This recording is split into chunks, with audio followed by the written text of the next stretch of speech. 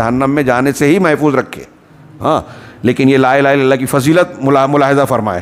اب یہ ایک اور فضیلت کی طرف ہم آگے بڑھ رہے ہیں. نہیں، انہوں نے اس حدیث کے بعد کہا اس سے یہ اس بات کی دلیل ہے کہ لا الہ الا اللہ کہنے والے لوگ درجات میں الگ الگ ہیں، جیسا کہ ان کے دل میں اس کے متعلق ایمان ہے. تو ایمان جس قدر ہوگا اس اعتبار سے ان کے درجات کم اور زیادہ ہوں گے. جیسے یہاں بتایا کہ رائی کے دانے، جو کے دانے کے برابر، یا پھر گندم یا گیہوں کے دانے کے برابر، یا پھر ذرہ برابر.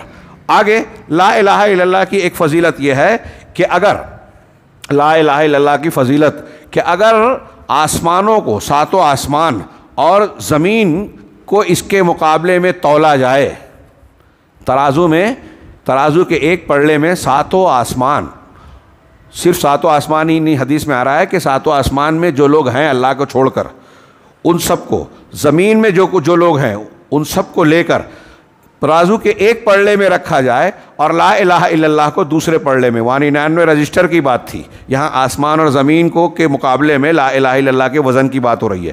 اگر ایسا کیا جائے تو لا الہ الا اللہ بھاری ہوگا. مسند کی روایت ہے، عبداللہ بن عمر رضی اللہ تعالیٰ عنہ کہتے ہیں نبی صلی اللہ علیہ وسلم سے روایت ہے کہ ان نوحا قال لابنہ، نوح علیہ السلام نے اپنے بیٹے سے کہا عند موتہ، اپنی موت کے وقت. حضرت نوح علیہ السلام اپنی وفات کے وقت یہ کہہ رہے ہیں. موت کا لفظ ہے، نبی کے لیے موت کا لفظ، ہمارے ہندوستان پاکستان میں نبیوں کے لیے موت کا لفظ استعمال کیے تو گستاخی مانی جاتی ہے. قرآن میں ہے، حدیث میں ہے، صحابہ اور تابعین یہ استعمال کرتے تھے، یہ گستاخی نہیں ہے. تو بہرحال یہ اللہ تبارک و تعالیٰ کی ذات اس سے مبرہ ہے، باقی تمام لوگوں کو موت آنی ہے، کل نفس ذائقۃ الموت. تو نوح علیہ السلام نے اپنی موت کے وقت اپنے بیٹے سے کہا آمرک بلا الہ الا اللہ. ایک انسان دنیا سے رخصت ہوتے ہوئے اپنے بیٹے کو اگر کوئی بات کہہ رہا ہے تو اس کی ایک الگ اہمیت ہوتی ہے، وصیت کی طرح، وصیت کہتے ہیں ہم اسے. اور ایک پیغمبر، وہ بھی جلیل القدر پیغمبر کہہ رہے ہیں، اور اس بات کو اللہ کے رسول صلی اللہ علیہ وسلم بیان کر رہے ہیں. تو کہہ رہے ہیں کہ اپنے بیٹے سے نوح علیہ السلام نے کہا کہ میں تمہیں لا الہ الا اللہ کا حکم دیتا ہوں. آگے اس کی وجہ بتائی، اس لیے فإن السماوات السبع والأرضین السبع لو وضعت فی کفہ ووضعت لا الہ الا اللہ فی کفہ. اس لیے کہ ساتوں آسمان اور ساتوں زمینیں، اس سے پتہ چلا کہ زمینیں بھی سات ہیں. اب اس میں اختلاف ہے کہ سات زمینیں کیسے ہیں، قرآن میں بھی اس کا تذکرہ ہے نا، مثلہن سورہ طلاق میں آخر میں. تو کیسے سات زمینیں ہیں؟ تو کچھ لوگ کہتے ہیں کہ زمین کی سات پرتیں ہیں. کچھ لوگ کہتے ہیں کہ جیسے آسمان ہے نا، ہمارے اوپر یہ آسمان پہلا، اس کے اوپر دوسرا، اس کے اوپر تیسرا، ایسے سات آسمان ہیں. تو ہماری زمین ہے، اس زمین کے لیے آسمان ہے اوپر ہونے کی وجہ سے.